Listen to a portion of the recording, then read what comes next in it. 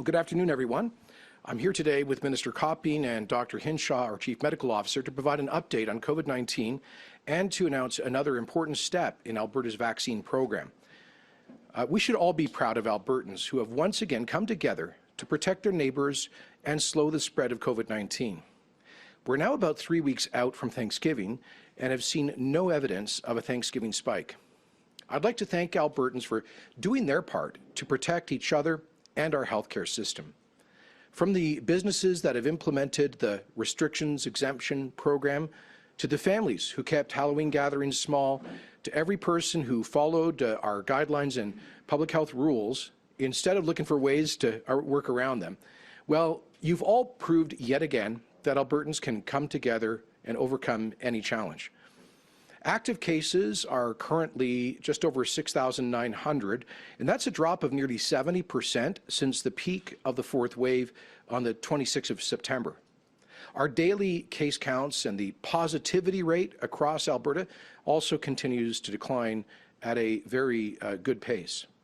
While this is all good progress, it does not mean that our work is done. We've seen a further reduction in the number of Albertans in hospital with COVID-19 as well.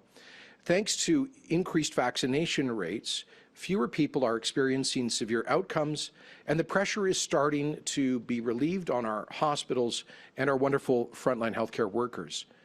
There are currently 697 people in hospital with the virus. That's a decline of 39% since the peak of the fourth wave 5 weeks ago.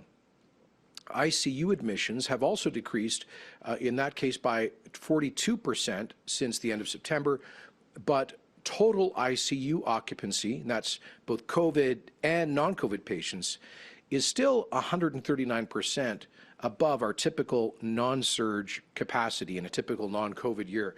And that's why we have to continue to be cautious until the pressure on our intensive care units has reached a more manageable level. About 85% of those in intensive care right now with COVID who are critically ill and fighting for their lives in many cases are not fully vaccinated. Vaccines have been widely available to all Albertans over the age of 12 for months now. We've made vaccines readily available across the province. We provided substantial information on their safety and their efficacy. In fact, just this week, a new detailed literature piece is being dropped at mailboxes and front doors across the province. We've offered $100 incentives, the multi-million-dollar lottery, the restrictions and exemption program is another good reason to get vaccinated.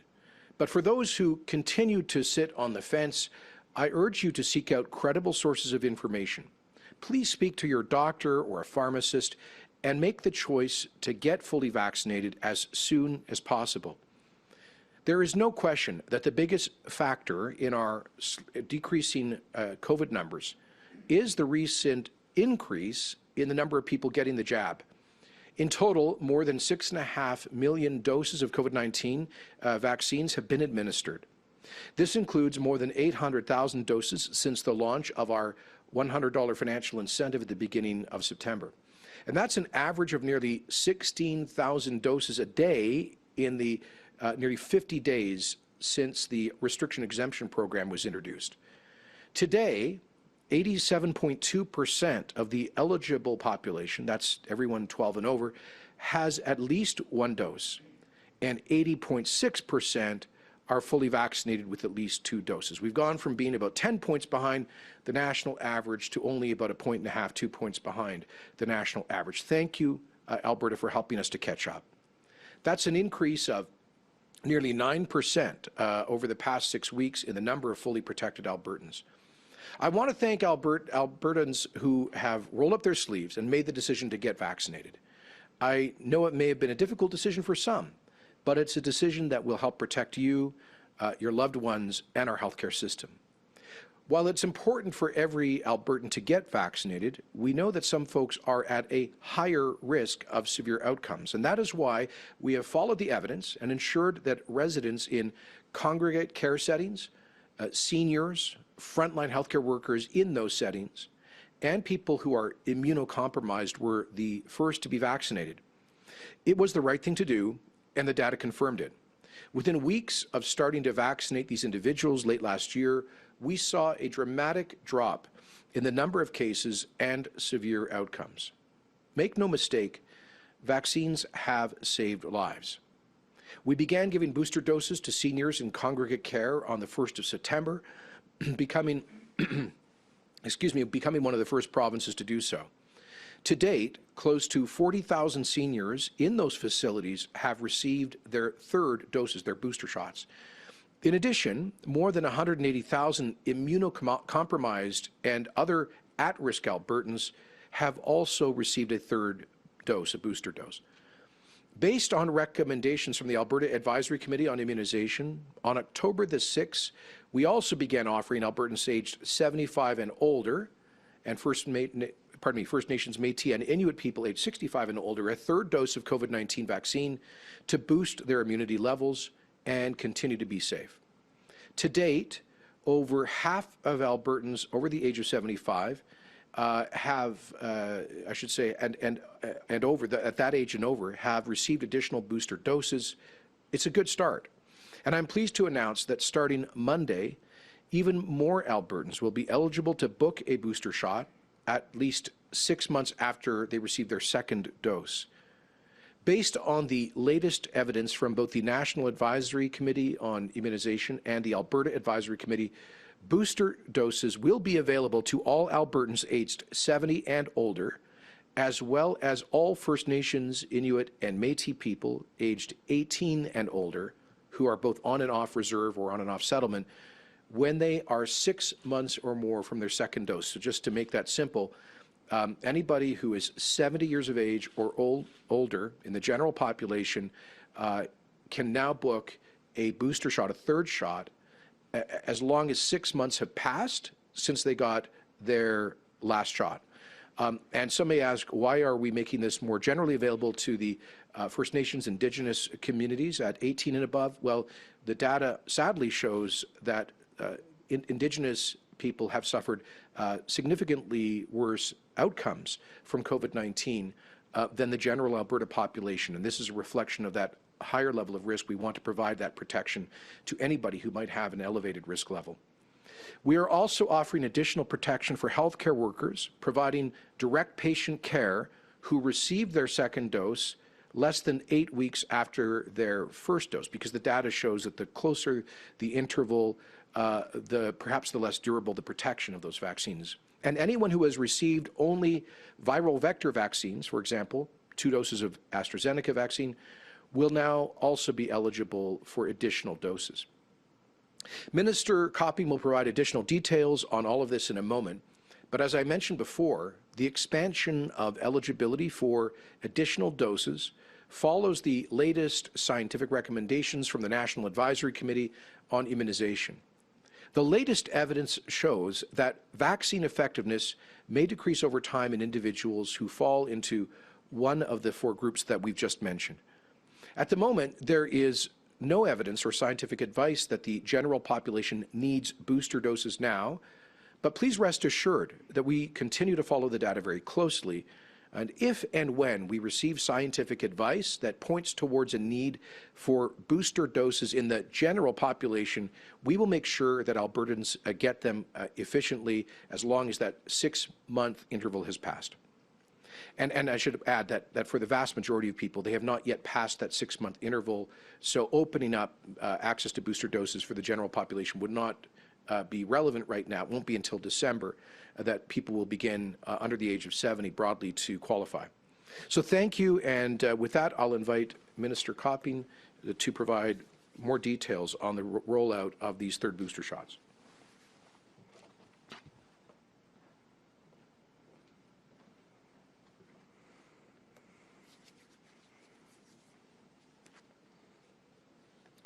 Thank you, Premier, and good afternoon, everyone. Today marks another milestone in our ongoing fight against COVID-19 in Alberta. We're getting past the 4th wave, with cases and hospital admissions dropping for 5 straight weeks. We're going the right way, but we need to stay the course and prepare for the future. Vaccines continue to be our most effective tool against the virus. And today's announcement of third dose boosters is an important next step in our vaccination program. I know that it's welcome news for many Albertans and their loved ones. As the Premier mentioned, just like the initial rollout of COVID-19 vaccines in late 2020 and early 2021, we're protecting those at highest risk. There is emerging evidence that shows immunity may decline faster in certain groups. So we're expanding eligibility for third doses to 4 groups. First, any Albertan age 70 or older. Second, all First Nations, Métis or Inuit people age 18 and older, regardless of where they live in Alberta. Throughout the pandemic, Indigenous people have been more severely affected by the virus, due in part to underlying health conditions. And by offering boosters, we hope to see a decrease in the number of people going on to experience these severe outcomes. The third group we're offering boosters is to anyone who has received 2 doses of viral vector vaccines, meaning AstraZeneca and Janssen, including people who received the Janssen vaccine outside of Canada. Now, we're offering booster doses to these Albertans because the emerging data suggests the protection from viral vector vaccines decreases more quickly than mRNA vaccines. And finally, the fourth group, we're offering boosters to healthcare workers who provide direct patient care and receive their second dose less than 8 weeks after their first dose.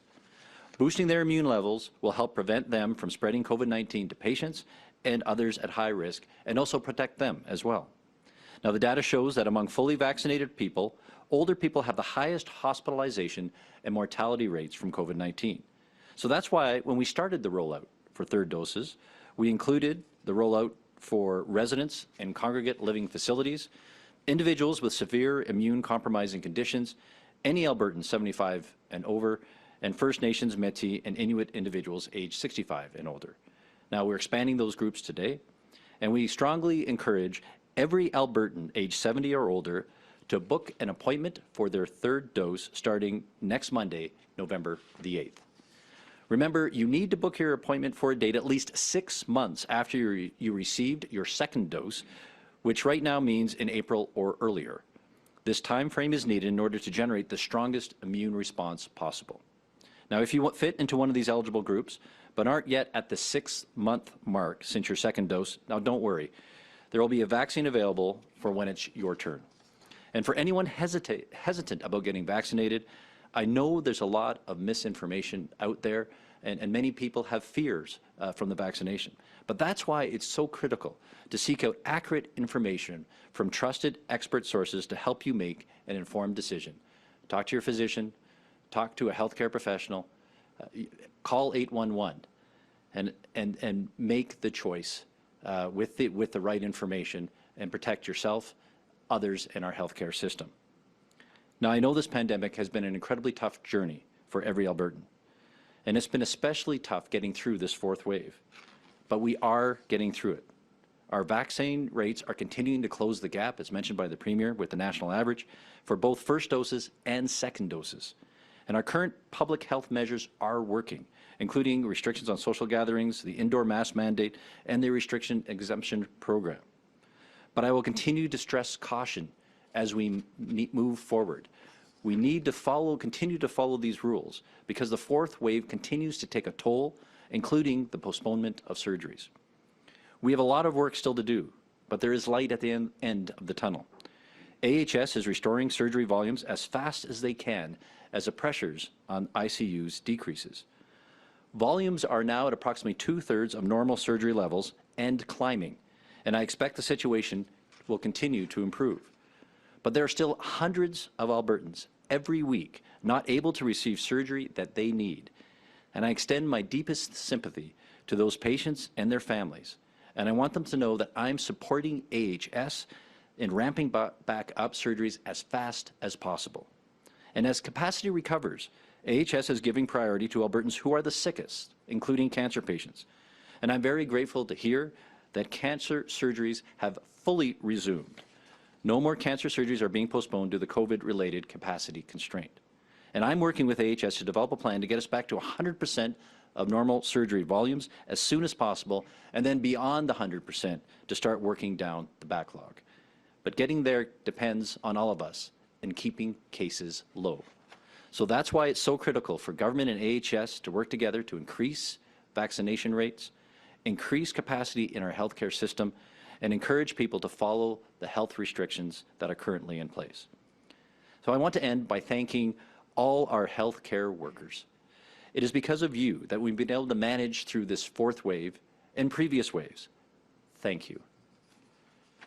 So let's continue to support them by working to get the fourth wave behind us, getting vaccinated if you haven't already done so, and getting the information that you need, following the restrictions in place, and keep not only get through the fourth wave, but keep it from coming back. So thank you, and I'll now invite Dr. Hinshaw to provide today's COVID-19 update.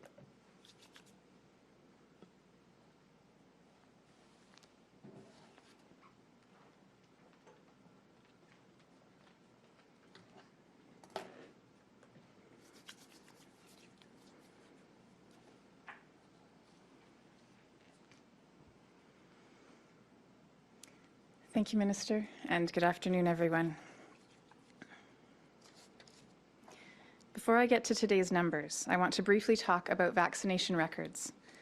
Anytime you receive an immunization, whether it's for COVID-19, seasonal influenza, or anything else, you should be given a paper record of immunization that shows what injection you got, as well as where and when you got it. In Alberta, the immunization provider then uploads that information to the Provincial Immunization Repository, so it becomes part of your official electronic health record. Lately, we've seen an increase in the number of Albertans who say they've received the COVID-19 vaccine, but their online record is missing. In some cases, the individual has received an immunization from out of province or out of country, so their original record of immunization simply needs to be uploaded to Alberta Health Services.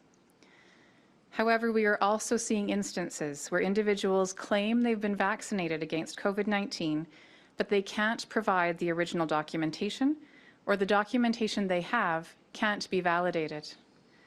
As Alberta Health Services cannot accept verbal history for proof of immunization of any kind, re-immunization of anyone without validated proof of vaccine is recommended to ensure the individual actually does have vaccine protection and to make sure that there is an accurate record of vaccination. This is standard practice in these situations and is not specific to the COVID-19 vaccine. If you are missing immunization records, you can contact HealthLink at 811 for more information. Turning to today's numbers. Over the last 24 hours, we identified 487 new cases of COVID-19 and completed about 10,300 tests. Our positivity rate was about 4.8%. Cases in school-aged children continue to decline. There are currently active alerts or outbreaks in 184 schools. Of these, 4 schools had 10 or more COVID cases who attended during the last 14 days while infectious. As the Premier mentioned, there are currently 697 people being treated for COVID-19 in hospital, including 155 in the ICU.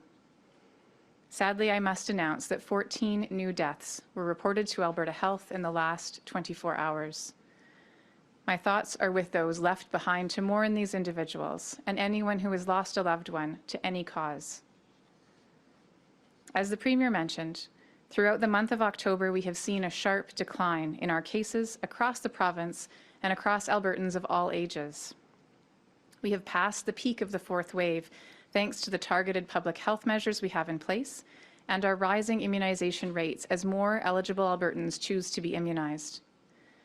This combination is helping to reduce the demand for acute and critical care for those with COVID-19, making third doses available as of next Monday to an additional 600,000 eligible Albertans 6 months after their second should also help make a difference.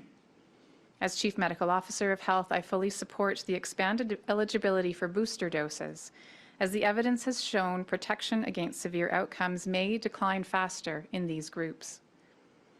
I know that many Albertans may be wondering when their turn will come and whether they should also be getting booster shots.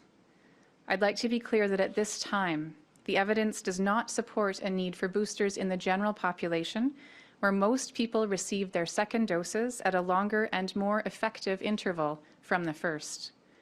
We will continue to monitor all emerging evidence on vaccine effectiveness across Canada and around the world, and will bring forward recommendations on additional boosters for the public if needed. We will also stay on top of recommendations from the National Advisory Committee on Immunization and the Alberta Advisory Committee on Immunization and keep Albertans informed when information is available. Thank you, and we're happy to take questions. Thank you, Dr. Hinshaw. Just a reminder to our journalists gathered here in person today to please state your name as well as the outlet you're with, as well as who you're directing your question to. And just a note that Dr. Verna Yiu is available to answer questions as well via teleconference. So with that, Graham Thompson with iPolitics, go right ahead. That's right. Question for the Premier. Surprise, surprise. But don't go too far, Dr. Hinshaw. Sir, on a few days ago in the House, you were asked why you did not take measures as the fourth wave began to rise in August. And you said, basically, because you got no further recommendations to take more action. If you had got those recommendations, you would have taken immediate action with the Cabinet Committee. Now, that looks like you're actually blaming then Dr. Hinshaw. You're saying we took no action because Dr. Hinshaw did not recommend any actions. Now, sir, you know, you've said yourself, the final decision rests with you, and by publicly talking about what recommendations you have or haven't gotten from the Medical Officer for Health, it seems that you're sort of breaking a protocol here, a very important one, to discuss this by, in a sense, blaming or seeming to blame, shift the blame to Dr. Hinshaw. Well, I think that's a completely ridiculous misconstrual of what I said, Graham.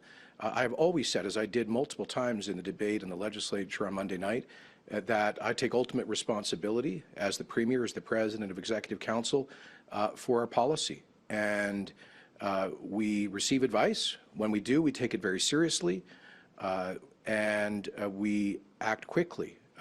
When we receive advice, I was being asked a series of questions about what kind of advice we received and when, and what the government did about it. I was being transparent. I don't think that's, I do think that's what the public expects is transparency. So, as you know, I think on July 28th, the Chief Medical Officer, Dr. Hinshaw, announced a number of measures to move Alberta from pandemic to endemic management, and those decisions were endorsed by Cabinet and by myself. A couple of weeks later, in mid-August, when our health officials saw that we were not experiencing the degree of decoupling between new cases and hospitalizations that we had expected, we received advice to suspend or delay a number of those measures that had been announced at the end of July. I immediately convened a meeting of the COVID Cabinet Committee and ratified those recommendations. And then in late August, when we saw the situation deteriorating in terms of hospitalizations, another set of recommendations were brought forward, and then we immediately began the decision-making process, which resulted in the September 3rd measures that were announced, including, for example, province-wide indoor masking requirement. We closely monitored the situation and moved forward with yet additional measures about 10 days thereafter, including the restriction exemption program. So this is not about blame. I was simply being transparent about when we received information or advice. We've always sought to act promptly with advice that we've received, to treat that advice with the greatest of seriousness. But ultimately, it's up to the ministers, the elected people in government, myself included, for the decisions that are made. And follow up to Dr. Hinshaw, if I may, just on the same topic. What you thought of the comments from the Premier, because I'm going back over most of the year and a half of the pandemic. When we asked you what recommendations you've made, you say that's between you and the government. This summer, you publicly started talking about your recommendations in terms of moving to an endemic state, and now you've got the government openly talking about the recommendations you've made or haven't made. So can we expect now, well, first of all, your reaction to the Premier's comments 2 days ago, and can we now expect you to start discussing the recommendations publicly, like you have in the past, this summer? Thank you for the question. When I read the specific comments that were made in the context of a timeline in terms of timing of when different pieces were brought forward. They accurately reflected what I brought forward, and so as I'm sure you all know, the recommendations that were brought forward early in the summer based on what we knew at that time, based on our projections at that time, based on the experience of what we thought were comparable jurisdictions, I did bring forward a recommendation to move to endemic, which was accepted. As you know, I made that announcement on July 28th. And again, as you know, we started to see some evidence of the non-ICU hospitalizations not behaving as we had anticipated, so paused any further movement to endemic. My team and I monitored very closely the data over the ensuing weeks to determine whether or not the decoupling was happening as we would have anticipated. And then when it became clear it was not, again, moved to put forward the contingency planning and recommendations that we had prepared. So with respect to the specifics of which exact recommendations were brought forward, of course, those are the things that are part of Cabinet confidence in those deliberations. But in terms of discussing those timelines, the timelines, again, are not necessarily something that's new in terms of those conversations. With respect to what will be brought forward in future, again, the deliberations that are made in confidence are protected, and those are things that I've sworn an oath to not disclose. With respect to my own thinking as I have moved through the pieces of information that, again, are public with respect to what recommendations I've made and when, that's something, again, that my own assessment of public health risk, and again, the timing are things that at this particular moment, of course, we're having that conversation. Whether or not, depending on the future, what kinds of things are protected by Cabinet confidence, I would have to take advice on. Again, I take my oath very seriously. I also take my responsibility to the Alberta public very seriously and make the best recommendations I can at every given point along the way. Thank you, Dr. Hinshaw. Janet, you can go ahead with your question. Hi there, Janet French from the CBC. It's a question for the Premier.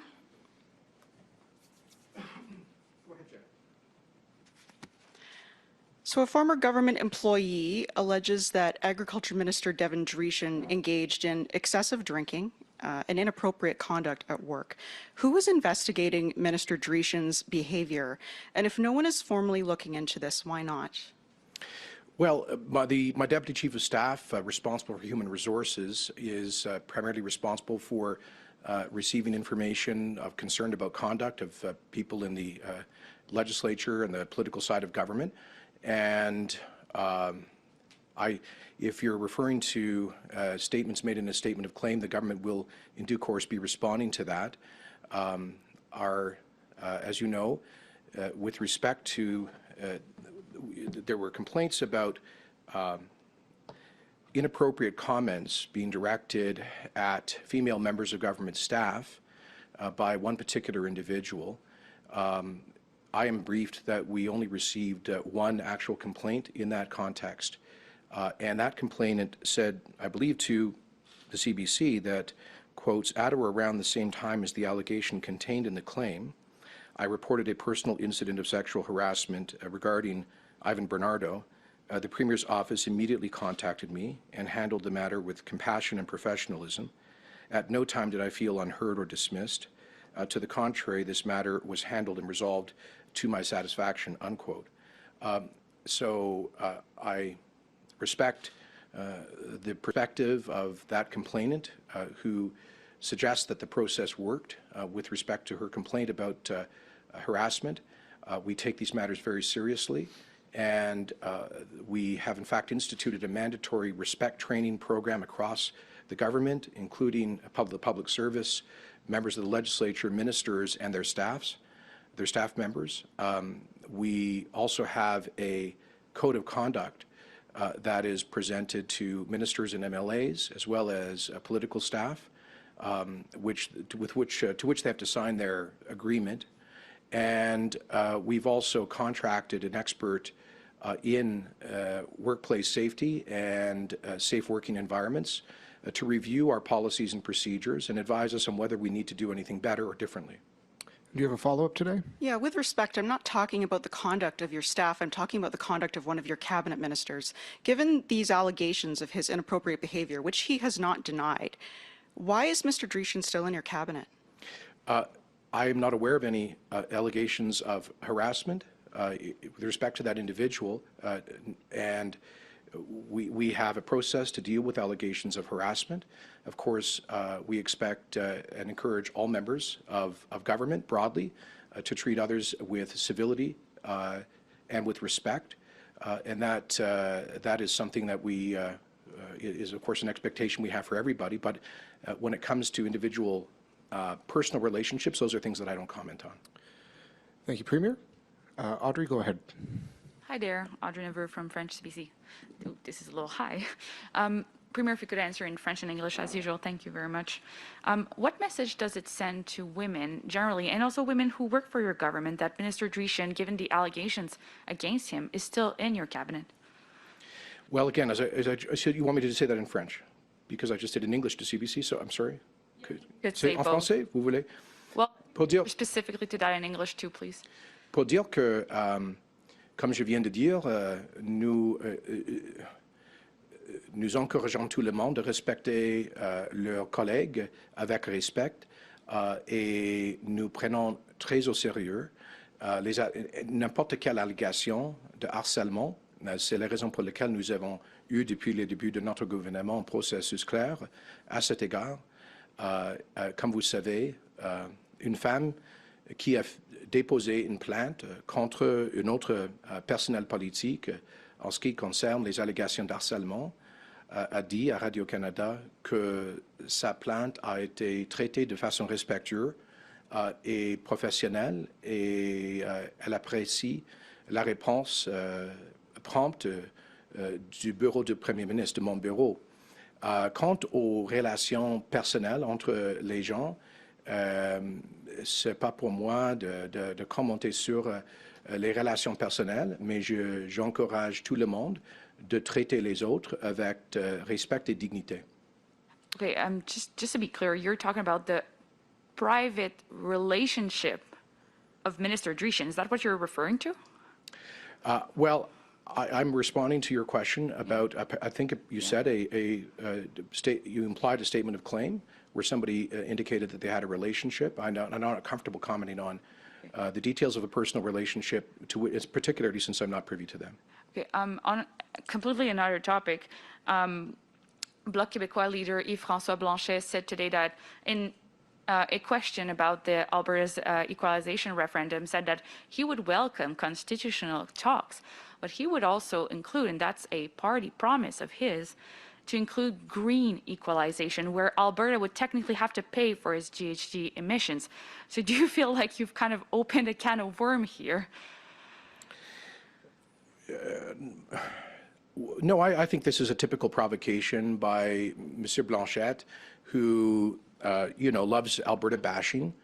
It would be nice if for once he stood up as the leader of his fringe party and expressed some modicum of gratitude to Alberta for Albertans for having generated tens of billions of dollars of wealth that's been transferred to benefit Quebecers over the past recent decades. The night I was elected as Premier, I spoke to Quebecers in French to say I wanted to renew the historic alliance between Alberta and Quebec, to be partners in prosperity.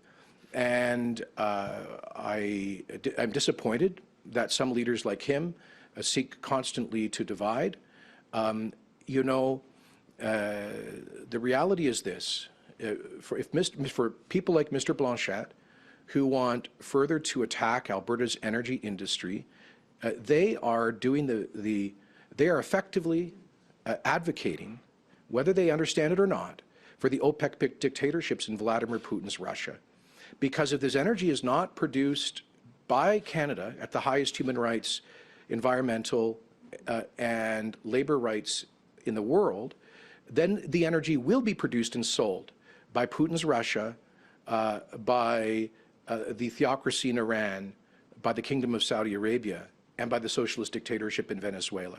That's bad for the world environment, and it's bad for human rights. And I would call on Mr. Blanchet to to be to realize the degree to which Quebec has benefited from the development of resources here in Alberta. I'll say, you want the same in French, I presume. C'est épouvantable que M. Blanchette divise les Canadiens. Ben, ça, c'est son but. C'est la division du Canada. Alors, ce n'est pas exactement ce prénom qu'il trouve n'importe quelle façon à s'attaquer une province, Alberta, qui a partagé les dizaines de milliards de dollars de nos richesses avec nos amis québécois pendant les décennies, dans le système de péréquation, entre autres. Et la soirée que j'étais élu comme Premier ministre de l'Alberta, j'ai parlé aux Québécois en français pour dire qu'il faut renouveler l'alliance historique entre les deux provinces pour protéger les champs de compétences des provinces et il faut être les partenaires dans la prospérité.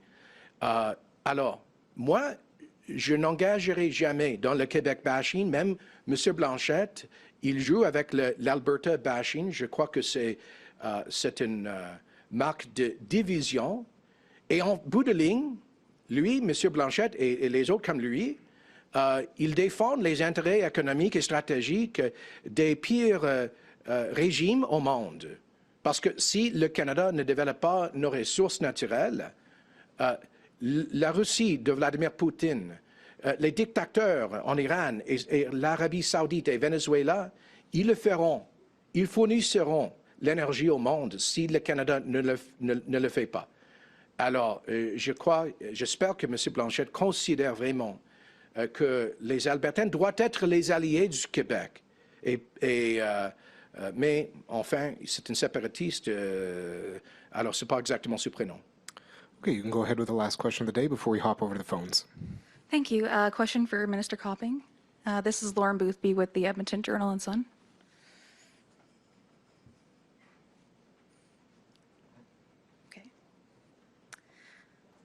Hi, Health Minister. I want to ask what happened to the wastewater testing that was supposed to roll out across the province.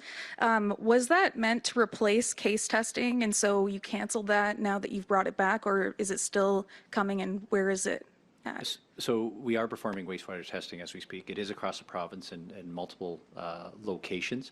We're improving. We just actually recently signed an updated agreement with the University of Calgary to get that more quickly. One of the challenges is in terms of the testing, it's sometimes a week to 14 days behind, but we're improving that process and we're continuing to watch that among the other metrics that we're watching in regards to how COVID is impacting and moving about in the population. And do you have a follow-up today, I have a Lauren? follow-up for Dr. Hinshaw.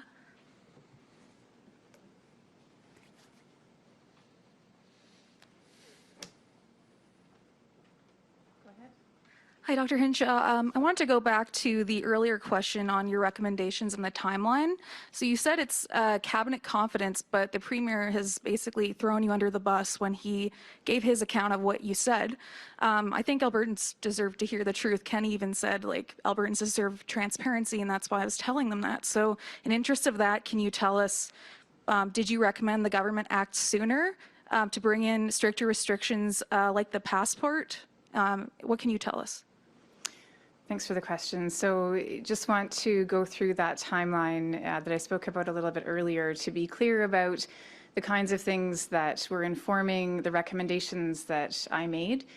Again, as you know, end of July was the initiation of a move to an endemic approach, and that was based on the analysis that we had done, comparing with other jurisdictions, with the modeling that we had at that time based on the available data. And we moved to that first step. In the ensuing weeks, saw that there was a deviation of the non-ICU hospitalization from what was anticipated in that forward projection, and therefore paused, made recommendations which were accepted by Cabinet that paused the movement forward to allow us some more time to monitor. In the subsequent weeks, we were watching very closely. And while there was a rise in cases, which we had anticipated would happen, again, that was always something that we had assumed would happen, is that cases would go up. We did see that non-ICU hospitalizations were increasing, but ICU hospitalizations were remaining relatively low and tracking in a stable way along a low trajectory. So we continued to make plans in preparation in case that changed. And when we saw the deviation of the ICU begin to change at the end of August, we moved very quickly to then bring forward additional recommendations and put those in front of decision makers to deliberate and decide upon. And again, as you know, there was an announcement about measures on September 3rd. So with respect to that timeline, again, the things that I personally have always taken very seriously are the responsibility to minimize the direct impacts of COVID on the population and the responsibility to minimize the indirect impacts of COVID restrictions on the population. So in those weeks in August, as my team and I were very closely monitoring all of those different metrics, the concern that I would have had about moving very quickly in response to cases was the concern that if we had seen a decoupling, as we anticipated we would, if we had seen that and we moved to minimize case transmission, we could potentially have been inflicting the indirect damage where it wasn't needed. When we saw again that decoupling was not happening, we did move very quickly because at that point in time it was clear the direct impacts of COVID outweighed those indirect impacts. And again, that timeline in terms of the public health rationale is where the planning came from and where the advice came from with respect to that particular time frame in August. Thanks, Dr. Hinshaw. We only have time for about 2 calls today, so operator, can you please put through our first caller? Thank you, Bob Weber, Canadian Press. Hello, this is a question for the Premier. Mr. Premier, I've got a question about COP26. You said earlier this week that you likened what's going on in Glasgow to a gabfest and said there was really no benefit. It wasn't worth Alberta's time to send a large, high-level delegation the way other provinces have. Given the importance of the decisions that are being made there, given the size of the financial institutions that are there, the media attention, and given the fact of a new environment minister there, do you regret the size and the status of Alberta's representation in Glasgow? No, this is a meeting involving 30,000 people where decisions are taken by national governments. We're not a national government. We make clear to the Government of Canada very clearly the views of Alberta and about the need for cooperation on emissions reduction with economic growth. So we will continue to have those discussions and we will continue vigorously to defend Alberta's interests. But putting a few more people in a conference with 30,000 delegates where there are, I gather, something like, well, there are 400 private jets injecting about 13,000 tons of CO2. I don't think that would be defensible.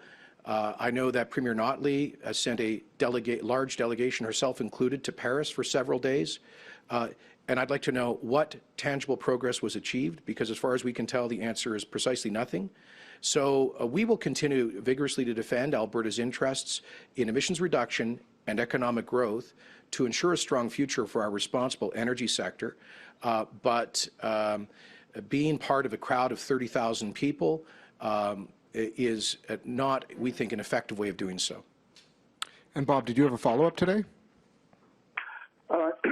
Sure. I mean, every other province has sent significant delegations. They've sent environment ministers.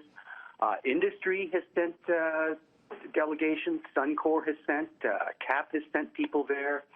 NGOs are there. First Nations are there.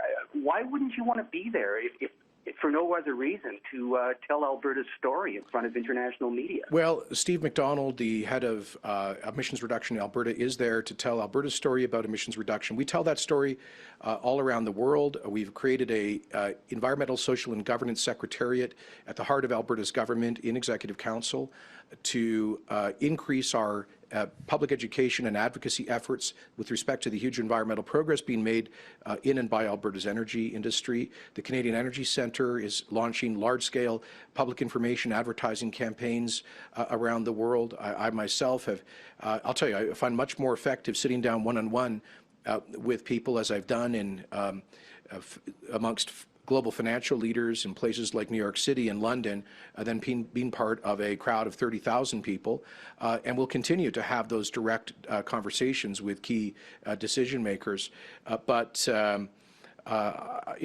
Finally, part of the context here, of course, is that when Alberta declared a state of public health emergency on, I believe, September the 14th, we indicated to ministers that they should avoid non-essential travel, and we're also respecting that protocol as long as there is a state of public health emergency.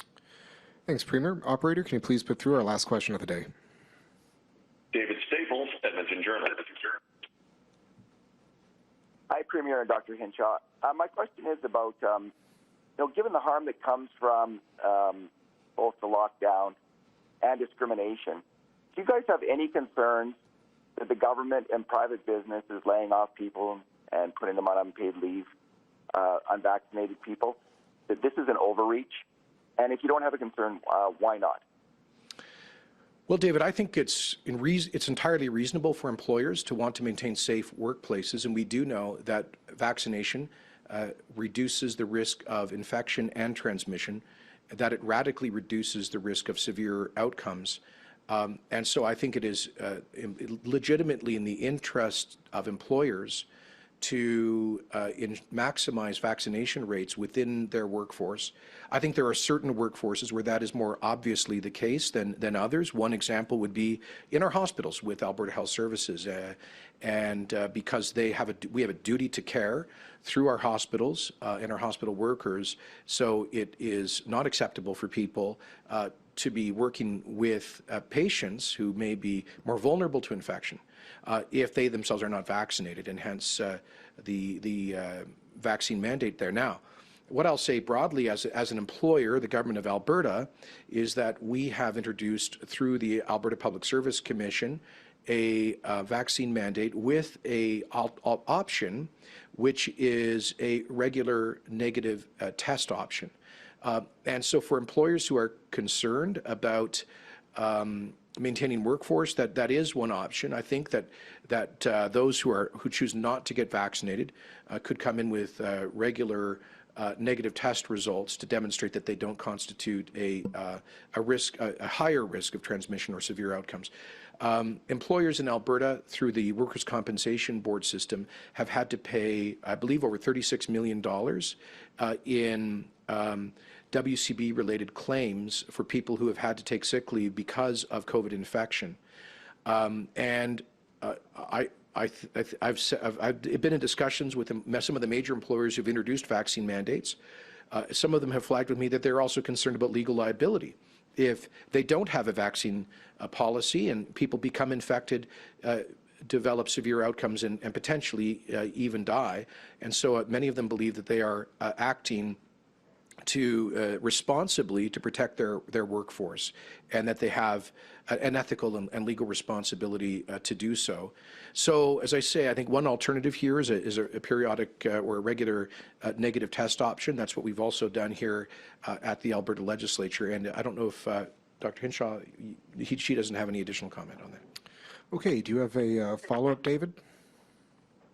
Yes, you've talked about looking into having a program where people with acquired natural immunity, like people who have gotten COVID in the past, get to go to places under the vaccine exemption program. Why isn't that not yet in place? Yeah, actually, I had one other point I was going to raise on the first question. I'll come to your second, David, which is that many of the employers that you're talking about, like, for example, the big oil and gas companies that have brought in various kinds of vaccine mandates, almost all of them, I believe, have regular drug testing programs. That's one example of the protocols they have to ensure fitness for duty and that workers don't constitute a risk to their fellow workers. In terms of the question of immunity following prior infection, when we discussed the adoption of the restriction exemption program, I did raise a number of questions about whether we could incorporate into it a proof of immunity through prior infection like Israel has done through their Green Pass system. Now, I believe that the vast majority of jurisdictions across the Western world have adopted various kinds of proof of vaccination programs, but I believe Israel and maybe only one other country have incorporated into that a proof of immunity through prior infection. But I have asked Alberta Health to explore whether we could integrate that into our REP program. The reason why it just wasn't feasible at the beginning is we had to move very quickly. And I know, David, you were advocating for this at that time in early mid-September. We had to move very quickly to reduce transmission and to try to do that in a way that wouldn't force business closures. And so the proof of vaccination program became really the only viable alternative. It was either that or overrunning the hospitals or massive shutdowns of businesses that would have had its own devastating impact. So we determined the REP was the best way to proceed, but we simply couldn't get a system like that up and running that would incorporate proof of immunity through antibodies acquired through natural infection, because, as you know, those antibodies and their protective effect wane over time. They do so unequally, so there's not one homogeneous immune response across the population from prior infection. So you'd have to set up some kind of a testing regime. You'd have to do it periodically to see if people still had acquired immunity. It would become extremely complex. How you would then integrate that into the proof of vaccination codes and so forth were multiple levels of logistical complexity that we simply could not incorporate into the program. But as I say, I have asked Alberta Health to take a closer look at what they're doing in Israel and whether that could be incorporated here. I got to be honest with you, we've been so busy with so many tasks, I haven't heard back at this point. But I think there is. I understand the point that people make, that if they have acquired immunity through prior infection, I understand what they're saying, that should somehow be recognized. I pointed that we do recognize that. We do recognize that in our modeling, the protective effect of prior infection. We also have reflected it in our public health rules, for example, saying in the past that individuals who have immunity through prior infection do not have to self-isolate if they have been the close contact of somebody who has tested positive. So we have recognized this as the meaningful protection that these antibodies can offer. But ultimately, what is clear, David, is that especially from the big Maccabees Health Management Organization study in Israel, is that the most effective protection you can have is to have antibodies through an immune response to prior infection plus a vaccine. So we would say to those folks, we get it. Immunity following prior infection is good, but vaccines are better. And we also know that so-called natural immunity can wane over time. The vaccines provide that additional level of protection. So for those who have been sick, got recovered, and believe they have immunity, fine, but please still get the additional protection of the vaccine. That's our message. Thanks, Premier. That Sorry, that answer was way too long. I apologize. Are we done? Yeah. Thank you very much, everyone.